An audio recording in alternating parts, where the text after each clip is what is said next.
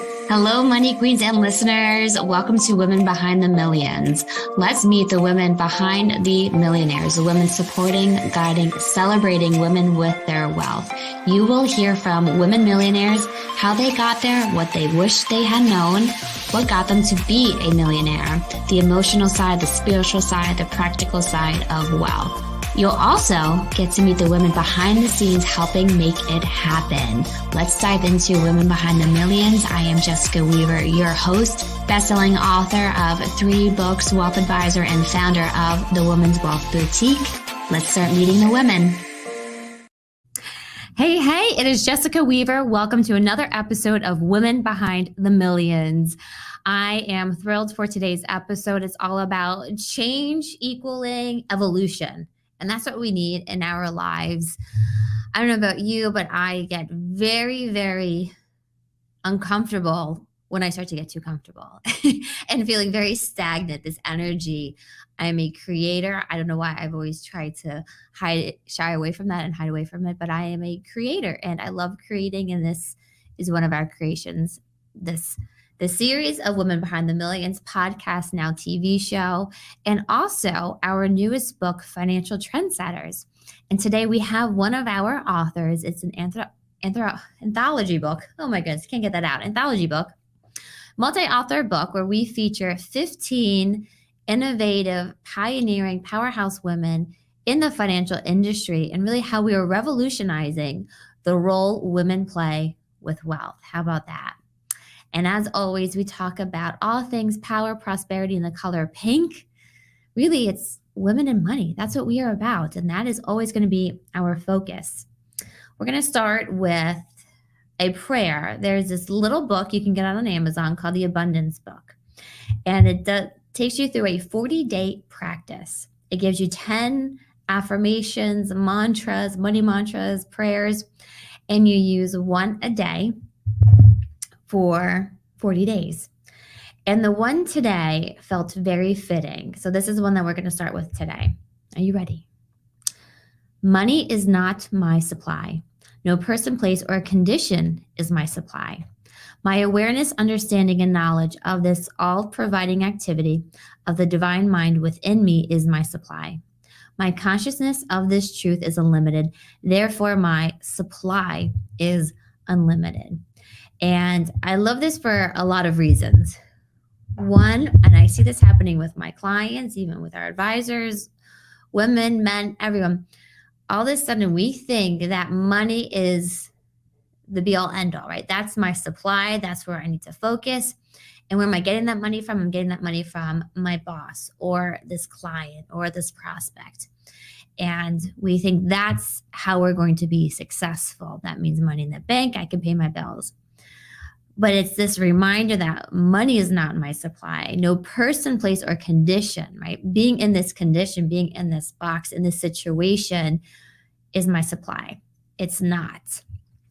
I remember this when I used to work at my father's firm for about, 10 years, over 10 years. And I kept thinking about that he was my tie to being successful in this industry. And he was a huge role. And I want to make this clear. He's a huge role in my career and becoming an advisor and being successful being an advisor. But I realized he wasn't my piece to getting the money, right? God is. And the minute I shift my mindset from needing more money to come into how can I be of service to God is the moment everything changes. And you can just feel that energy from I needing more money to how can I just serve God in one way today? How can I serve this client that I'm meeting with in one way today? Or when it comes to this episode, and we did a quick prayer before we jumped on here, how can I serve you, the women watching this show, listening to it? What is God guiding me to do? And there's a huge shift in your energy. I can feel it in my heart center right away when it comes to that. So see, when you feel like you're in that scarcity, that funk, you don't know how to get out of it, you keep seeing big amounts on your credit card statements, you don't see enough money in your bank account, you're scared. Don't worry about the money. How can I serve God today? And this isn't just sitting there manifesting money to come and fall into your bank account. It's you're still in action mode. So problem solving, but you're doing it in a very heart-led way. And when that happens, amazing things pop into your life. And to give you an example of this, as we're about to bring on our guest right now, we had this huge speaker summit. It was a financial summit focused on women. We had financial advisors flying in from all over the states for the summit in May of 2023. And the energy in the room, I remember one woman, she's a doctor, sitting at my table, and she looks at me. I just spoke, another woman had spoken, and she's like, I'm all fired up. I don't know about what yet, but I'm all fired up. The energy in that room was contagious. It was amazing. So a few weeks later, I'm having lunch with some of our team members, and like, how do we keep this going? How do we get these women onto an even bigger stage? How do we get these stories? Because it's all story led. How do we get these transformative stories to more women? And born our book, Financial Trendsetters, which is a revolutionary tale, anthology book on women changing the role that we play when it comes to building wealth. Because a lot of times we don't think that we are building wealth. We're definitely not in the boys club. And it always felt like it's been that way, that the women they're there, we're just doing the budgeting, the checkbooks. Women are playing a huge role when it comes to creating and building wealth. That's why we started the Women's Wealth Boutique. Let's showcase that. And we're not going to do the men's way. We're going to do the way that feels right to us in a very heart-led way. And I just want to read to you what some people are saying about our newest book, Financial Trendsetters. I was completely blown away by their stories. These are some very special women who pour their absolute hearts and souls into their stories. They got vulnerable, brave, and joined in to shift the narrative on women and wealth. Such a powerful book that should be in the hands of every single woman. I truly mean that. I was taken on so many journeys and incredibly impressed. I could see this being a series of more women sharing their voices in this. And with that, we are going to bring on stage here with us one of our authors of Financial Trendsetters. So excited to have Jill Phillips with us here today. She is a financial professional partner and chief operating officer.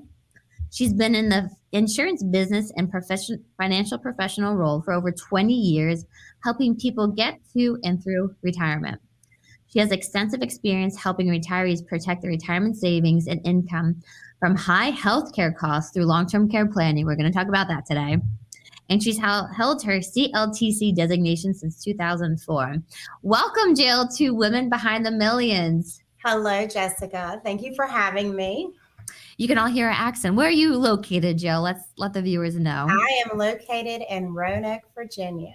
In Virginia. Okay. I am thrilled to have you here with us today, talking about, you've had quite a series of careers, we'll say, coming up to this point. Jill is an incredible woman, mother, wife, but especially this fearless financial professional who just has dove into multiple businesses herself. Jill, you've been in the financial industry for about 20 years, but your story doesn't start there. Where did your career start out? Where did your working days begin? Well, being a mother, I did a lot of jumping around wherever I needed to go. I have been in the retail business from corporate office, being an administrator assistant to VPs of companies, and worked my way into management in retail, but in the furniture market. So I went to school and studied interior design, and I kept trying to go down that path. And so I ended up owning my own furniture store and did that for a few years. And that's back when 9/11 hit, and just everything was falling apart, and didn't think about it at the moment, but for good reason. That isn't where I was supposed to be. God was not leading me down that path. I just wasn't listening and obeying him. So it brought me back around to insurance. And honestly, I thought about insurance because I had a couple of friends that were in the business. It seemed like it was a good business to be in, that I would, be able to generate an income to help support the family, because we had 3 kids at the time, and we needed 2 incomes. So I actually liquidated my store and sold absolutely everything, and literally came home that day with a small box that was probably 12 by 12 on the front seat of my car. That's the only thing I had left when I liquidated. So, that was another sign that I needed to get out of the furniture business and take another direction.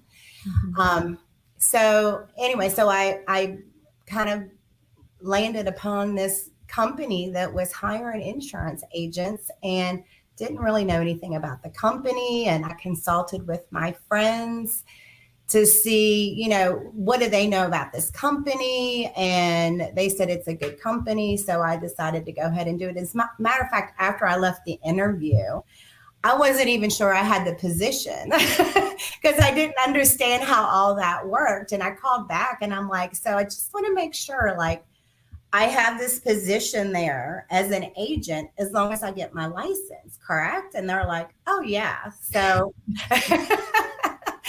so that's where I got my start. Was I went to work with this company. They specialized in the senior market, all insurance products. One of their core products was Medicare, so I learned Medicare inside and out. Oh, that's such a confusing topic. So that's Yes. amazing experience. And Yes, yes. And of course, that kind of leads you down the road of long-term care. And I just became very passionate about long-term care, and how devastating that can be to somebody who's worked all of their life, putting all of their hard-earned work, and they're ready to retire, and then an illness comes along and takes all of that away. And how devastating it is for the family trying to care for their loved one, whether it's the spouse trying to take care of them, or it's the children, but the cost of that. And it doesn't have to wipe out their retirement savings. There's so many ways today to really protect your retirement income and savings from those high costs of health care. So that's kind of where I got started into the business. I stayed with that company for about 7 years.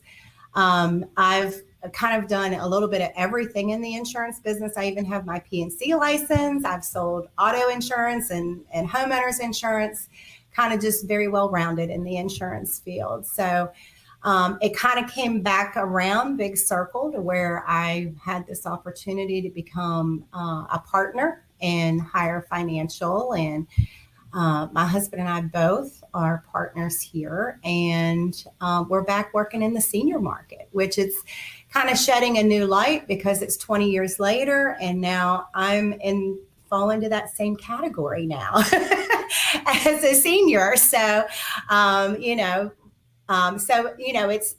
see it all in a totally different light, because it's not, I'm talking to somebody that's my parents' age. I'm talking to people that are my age. They're retiring, or they're getting ready to retire in the next 5 or 6 years. And it just sheds a different light on the whole retirement planning. So you got your husband involved. I'm like, how do you do that? I'm getting the seat in my husband's mind, because your husband, he was a teacher and a coach. Yes. Basketball coach. We bonded very quickly over that. Yes. And he retired from there, and now he switched gears. Yes, he switched gears, and he's learning everything. And I let him handle all of the marketing, anything with social media and that sort of thing. That's not my forte. So, we work well together. We've been married for 34 years, and actually 35 years now. Wow. And so far we'll see how it goes. That's really cool, because you're so busy. He's a teacher, coach. You got your career. You got 3 kids, and you see all the time where couples, they can just keep kind of separating. Right. But it sounds like for you, the kids are gone now. You kind of found a new thing that's going to bond you both together. It's really beautiful. I love, Jill, that as you're talking about having all these different experiences within the insurance industry, because we don't realize how much insurances they can really complement each other and they can work together. Or you could have all this coverage here and nothing over here. See, all this life insurance, but nothing on liability, and you're still at risk. So having such a well-rounded and balanced approach when you're looking at it. When it comes to property and casualty, so Cami at the Women's Wealth Boutique, she just got that license. That was a huge undertaking. I don't think people realize how much goes into property and casualty. There's a lot of learning that you have to do with that, because it's just not car insurance and homeowners insurance. There are so many different products out there. It's very interesting. And then within each product, you're building what you need coverage wise as well. It's just not, if I have a wreck and my car, needs a new fender on it, there's a lot that goes into it, a whole lot that goes into it. And yeah, people don't realize how much there is. All right, I'm going to ask you some tough questions in a second here, Jill, but we do, whenever we bring on a guest, we have some trivia for you. We have 2 trivia questions for you, Jill. All right? Okay. Do not worry. I never tell the guests that we're doing this because I don't want them to get them all nervous beforehand. All right. So the first question is true or false? More than 40% of retirees in the U.S. are paying a mortgage. 40%, true or false? 40% of retirees are paying a mortgage. I'm going to say true.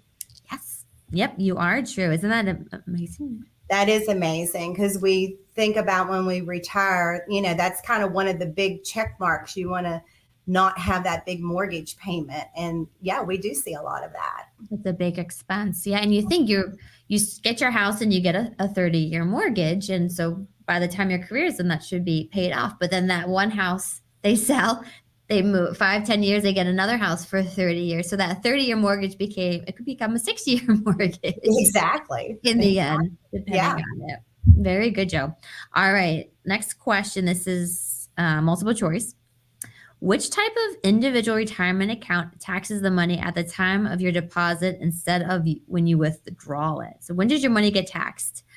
A, traditional IRA, B, Roth IRA, C, 401k, D, pension. So it's when does the money get taxed at the time you deposit instead of when you withdraw it? Okay, so that would be your Roth. Very good. Yep. Yes. So for people who are watching this, there are ways to diversify your retirement money on when you pay taxes. You can pay taxes now or in retirement for it. So it's crucial.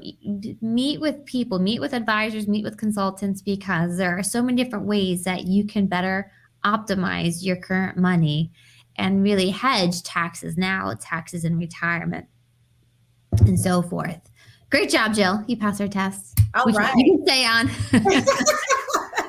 You can stay on. So, Jill, going back to the property and casualty, I want to ask you, what are some of the big mistakes people make when it comes to property and casualty insurance? What'd you say? One of the big mistakes I would say is not having enough liability coverage. There's a lot of people that are running around with the same liability limits that they had when they were 25 years old, and they didn't have any assets, and now they're 60 and they have all these assets and they're getting ready to retire, in the next 5, 6, 7 years. And then they have this accident and their insurance is only going to cover, say, $30,000, depending on what state you're in. Say the state minimum's $30,000 for bodily injury per person. If that's all they have, that might wipe out their entire retirement account. So they really should take a huge look at their liability limits that they're carrying, and then layer on an umbrella policy that would pay an additional, $1 million or even more, so that if they did have that bad car wreck, that their savings are protected through that liability policy. Oh, sure. That's a good point. You're 25, very different. You might not have any kids. You might not even have a house, retirement assets. Fast forward even 10 years, you're in a completely different situation. Yeah. How about, Jill, when their kids start driving and their kids are now on their auto insurance Yeah. coverage? Well, the rates definitely go up. You don't think about your car You insurance were just been having there. kids. So yeah, I mean that just adds another layer of risk there. So they definitely, I think one of the biggest mistakes people make when it comes to their insurance of any type is, you should be sitting down with your agent and going over this stuff and listening to their recommendations. They're not just making recommendations to sell you something, they're making recommendations to protect you and your family and your finances. Yes. And how about it's such a different world now Mm-hmm. than we weren't even 10, 20 years ago. Now right, we're just getting cyber insurance, cybersecurity Yeah. insurance coverage. There's social media, YouTube, right? Your kids could be YouTube stars. There's also insurance to protect your reputation, these Yeah. different pieces. Yeah. It's amazing. So it's well worth it because in the bottom line that your retirement, your nest egg, especially when you hit retirement, that's when you're going to have the most wealth you probably have ever had in your life. Protect those assets, ladies. Yeah. Protect them. And another way that going into the long-term care focus, Jill, what are some of the big mistakes people make when it comes to long-term care? People going into a nursing home, getting diagnosed with Alzheimer's, things like that. Well, a lot of times when people hear the words long term care, they think nursing home. And long term care is way more than a nursing home. It is at home care, is where most long term care starts, is at home. And even if you're not hiring a professional home health care provider, you have your kids are taking shifts and taking care of you. That's long term care you're receiving. It's your kids are the ones providing it. So this type of care can last for years and years. And who wants their kids to be their caregiver? I used to always joke around. My kids can't even remember to feed the family dog. I mean, how are they going to really take care of me? But things are different today than they were years ago. Most families, they used to all live in the same town, and women didn't work. We have women working, they're having kids later in life, they're busy taking care of their own children, they don't have time to take care of mom or dad. And they shouldn't have to do that. They shouldn't have to not take care of their kids or tell their kids no because they need to be taking care of grandma. And then people don't live in the same town anymore. I mean, I have one daughter that lives in a different state, and my kids have little kids. Like they can't take care of us. They've got their own kids to take care of. They have their own lives. I don't want them to stop their lives to take care of me. And I think most people feel like that. Um, and nobody wants to go to the nursing home. I always tell people, nobody wants to go, but there is a waiting list to get in all of them. So good point, Jill. So you yeah, still need to be proactive in that. yeah, It's a last resort, but still. yeah. And a lot of people think long-term care is something they're not going to need until they get really old.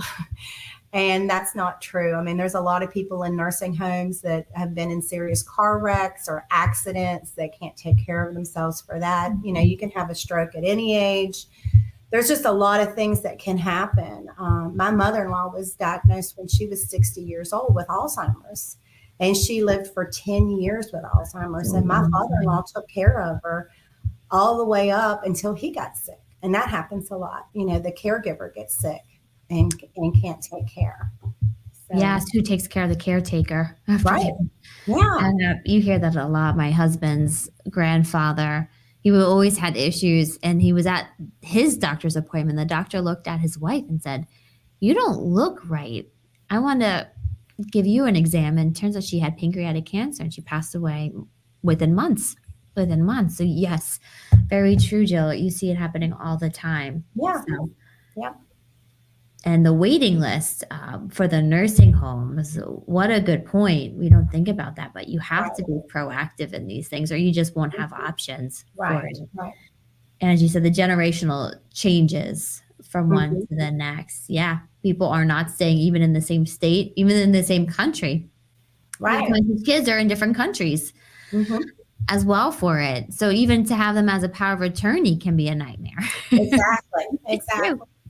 There's so many different ways to protect your assets and protect your family from long-term care than what there used to be 20 years ago. It used to be you bought this policy and it was expensive. It went up every so many years, and then people thought, what if I never need this? I've spent all this money, and that's all old stuff. There's way better ways to protect against those high costs of long-term care today than what there were 20 years ago. So.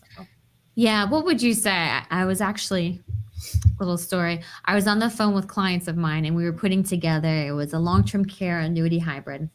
And her best friend was over. And the best friend gets on the phone. I didn't even know what was happening. And she's asking me all these questions about it. So what would you say to somebody like, I looked at long-term care 10 years ago and it just seemed very expensive. And if I didn't need it, the money's just gone. It's right, gone. My heirs don't inherit anything. It was just an expense. What would you say to that person, Joe? I would say to that person, they need to sit down with me and let's look at the options.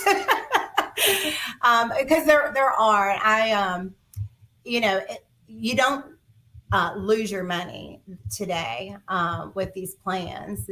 It's just carving out a piece of your current assets. If you're taking money from your left pocket and putting in your right pocket, and it's protecting your whole portfolio against that for the cost of care. And if you never need the care, that money that you've carved out is going to go to whoever you named as your beneficiary, which is most likely going to be your children. So it gives you peace of mind. It's not fun things to talk about. We all have that little worry box. Let's open it up gently. Let's talk about it. Let's come up with a plan, and then we can close that box and never have to deal with it again.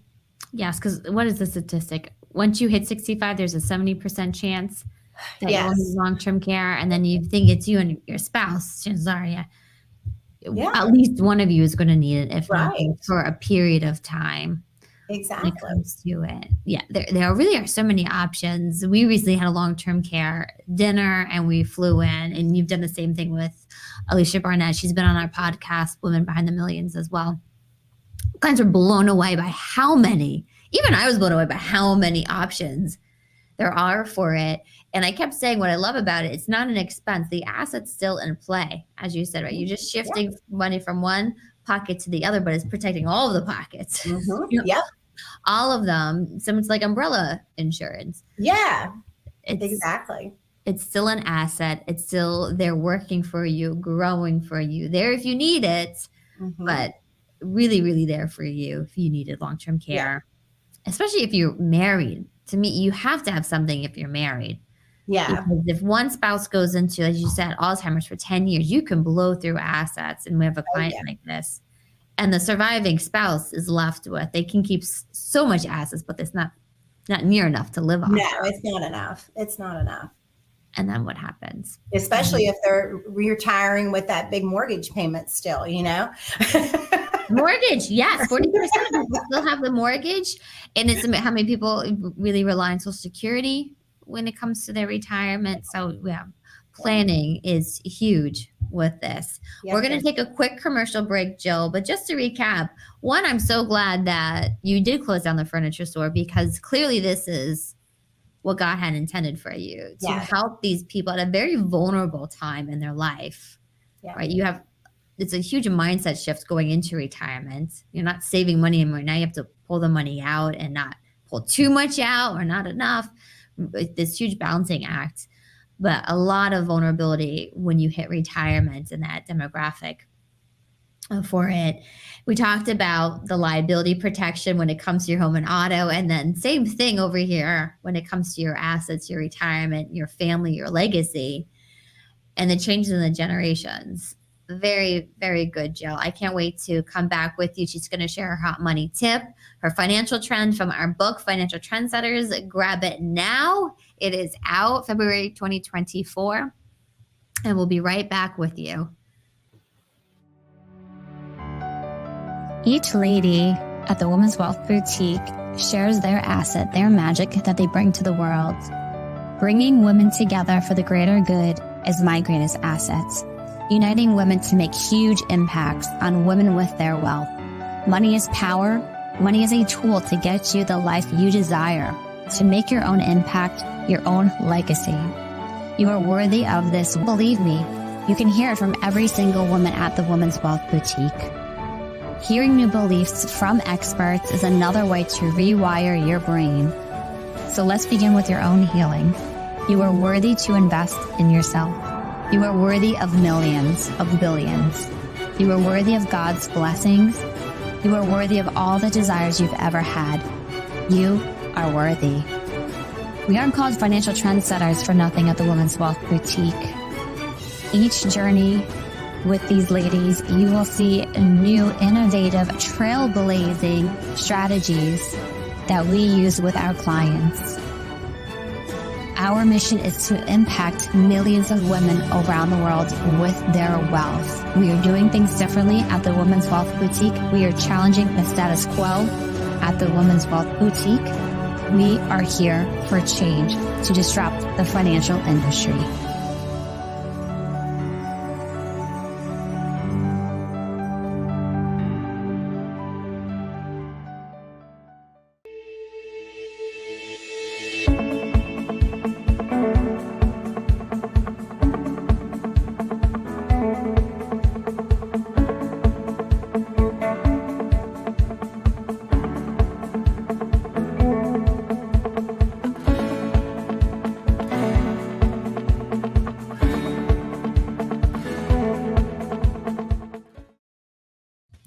Awesome. We are back here with Jill Phillips from Virginia, Roanoke, Virginia.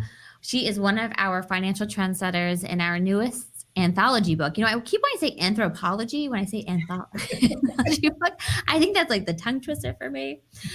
But Jill, I can't wait to hear what your hot money tip is for our viewers here tonight. Well, I would say what you need to do, if you haven't already, is you need to have a conversation with your parents or have a conversation with your children about long-term care and come up with that plan. Do they have a plan in place? Do you have a plan in place that you need to talk to your kids about? Let them know what your wishes are and go over that plan. Let that be a family conversation so that everybody's on the same page and work through some options so that you can make sure you have protected your retirement savings and income. Ooh, very good, Jill. And let me ask you, have you seen families kind of rip apart during a long-term care? Oh, yeah. You siblings fighting, who's going to take care of mom or dad, who's going to do this, I'm doing all of this work. Mm-hmm. It always falls on one person. So it doesn't matter if you have one sibling or if you have 10 siblings. It's going to all fall on one. And, sometimes that's just by default because maybe that's the only one that's there close enough physically. But there's things that the ones who aren't in town can do to help and take some of that burden off when it comes to handling things that maybe just handling bills and that sort of thing for mom and dad if they're not able to do it themselves, so that the one who is there doing the physical work maybe can't.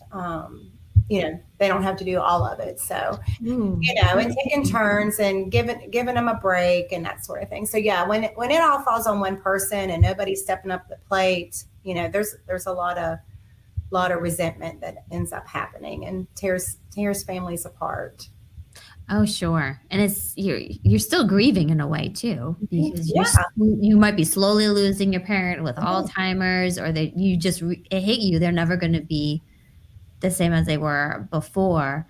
But you do see a lot of it falling on one person. And you bring up a really strong point that if you can't be local and helping physically with the parent or their house, you could be helping to pay the bills or working with the accountant or the financial advisor and taking care of some of the financial pieces or the logistics, interviewing nursing homes, home health aides. But it's hard when you're there and you're seeing even the health aides, if they're good or bad, how much they're helping. And now you're trying to persuade the other person we need to hire a new one. There can be a lot of conflicts. And as you said, giving each other breaks. Yeah. And I think too, the ones who aren't in town that are able to be there hands on, they need to understand that they're not there to see it. Don't be defensive on decisions that are made if you're not there. That's a thing too. I see a lot of that. Why did you do that? Why did you do this? Well, you're not here. So you have to kind of step aside and say, okay, I trust you. You're my sister or you're my brother. And, the decisions you make, I stand behind you. So. Sure. Between long-term care and then when a loved one passes, I mean, families, everyone watching probably knows at least two siblings who still don't talk because something that happens. And when grief and money are involved, we talk about this a lot, is not a good situation. Right. Grief is a very isolating feeling. You're mourning that person, you're mourning how you feel, not having that person anymore or that person's changed. And then you have the in-laws on top of it.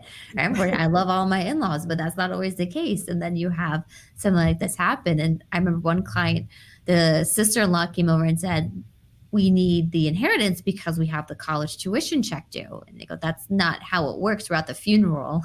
This is going to take, right, Jill, how long? Months, a year, 2 years, depending on what assets need to be sold, transferred to get the funds for it. So that is a very strong money tip, is having open communication with your family around these. And as you said, the expectations, setting up the expectations of everybody's role, and the parents can have the logistics set up and have a team, you, Jill, right? Their insurance, their advisor, the accountant, they're on the waiting list at the nursing home even.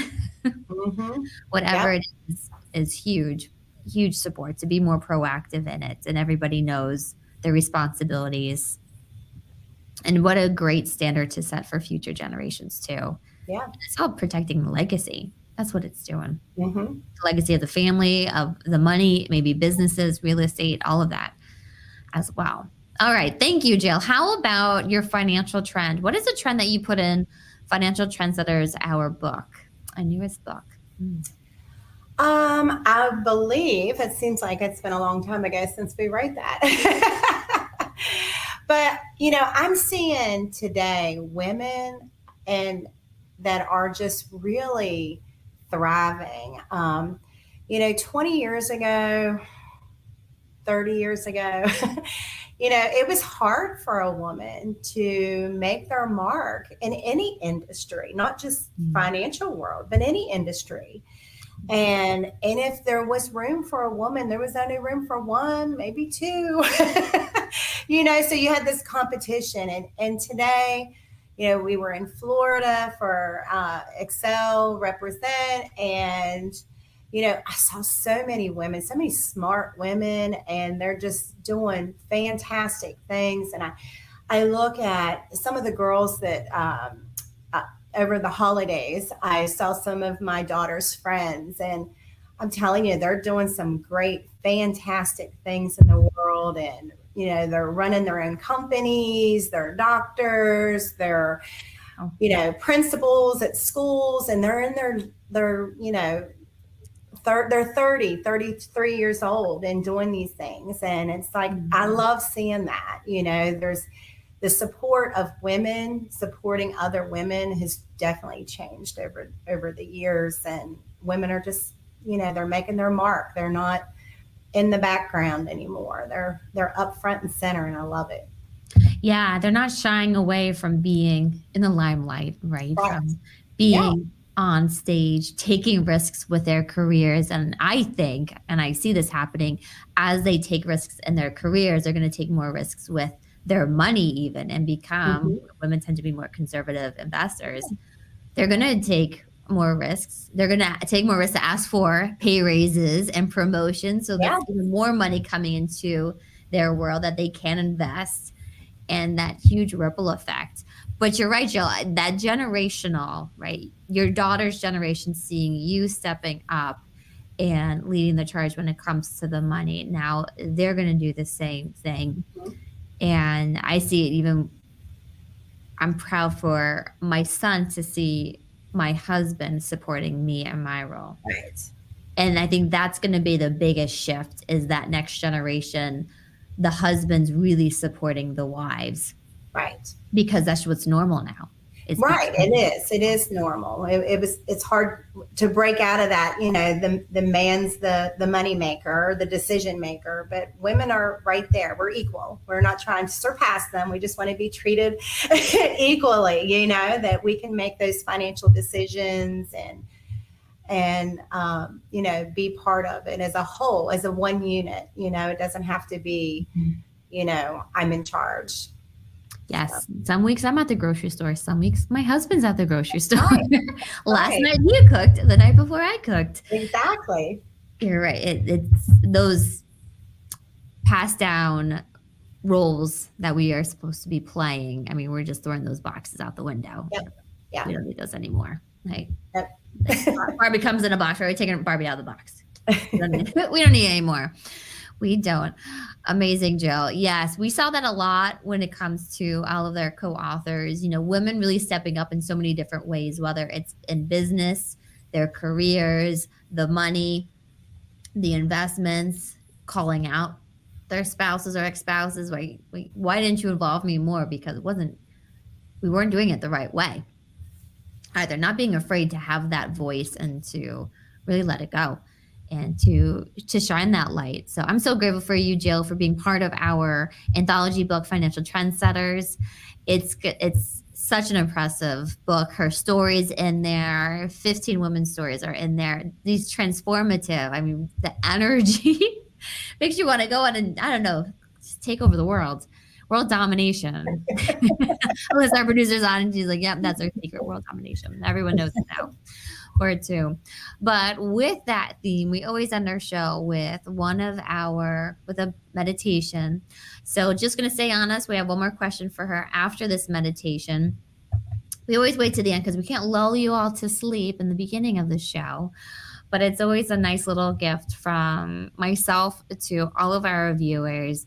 We're going to do a little meditation on claiming that light and seeing yourself become that higher you and taking those risks. And a shout out to our meditation course, Lift, which is 10 weeks, 10 meditations, 10 prayers, 10 trainings and journal work that really unleashes. It goes right along with my best-selling book, Confessions of a Money Queen. Getting that power, claiming your power, stepping into prosperity, which means, ladies, stepping into money and wealth and really building it and opening yourself up, healing any money wounds. Listen to this, we've had women who won lottery tickets and she never played the lottery before in her life. Win the lottery twice while listening to our Lift course. So that's a testimony. I don't know what it is. So I invite you all to get very comfortable, get in your seat, ground down. And as you breathe in, let your eyes get heavy. And as you breathe out, let them close. As you breathe in all that goodness from tonight's show, all that energy, all that love. And breathe out. And I'm going to read the mantra one more time as you continue to breathe and get more and more comfortable in your chair. And we're just going to repeat. Money is not my supply. No person, place, or condition is my supply. My awareness, understanding, and knowledge of this all-providing activity of the divine mind within me is my supply. Consciousness of this truth is unlimited. Therefore, my supply is unlimited.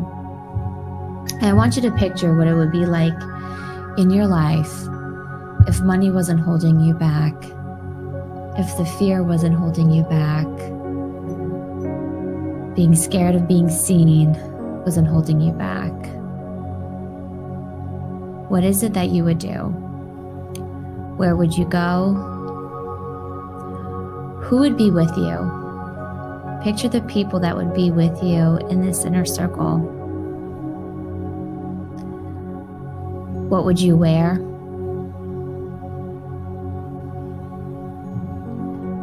And see yourself walking down the street in your town or your favorite place, encompassing all of this. And people can't help but turn their heads to look at you because you know who you are.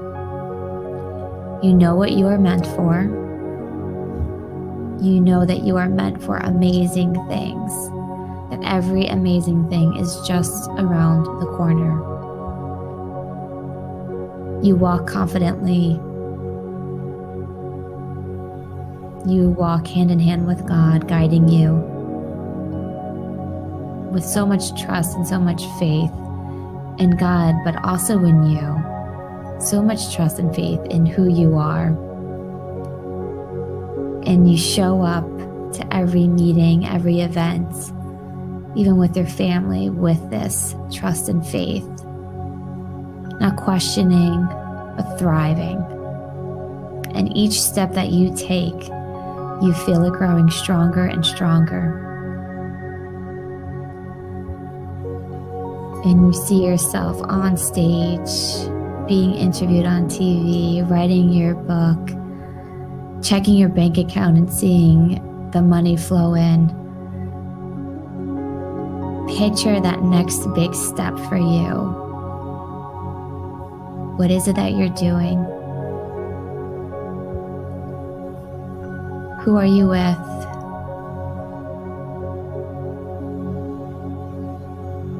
And feel the feeling of that moment. Bring it in now. Let it ground down into your subconscious that you can rely on it, knowing it is safe. This moment is safe for you to step into because you've already experienced it.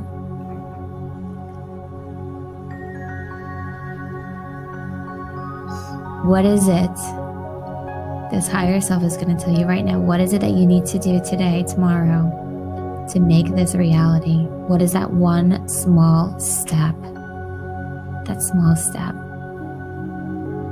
Give yourself time to listen.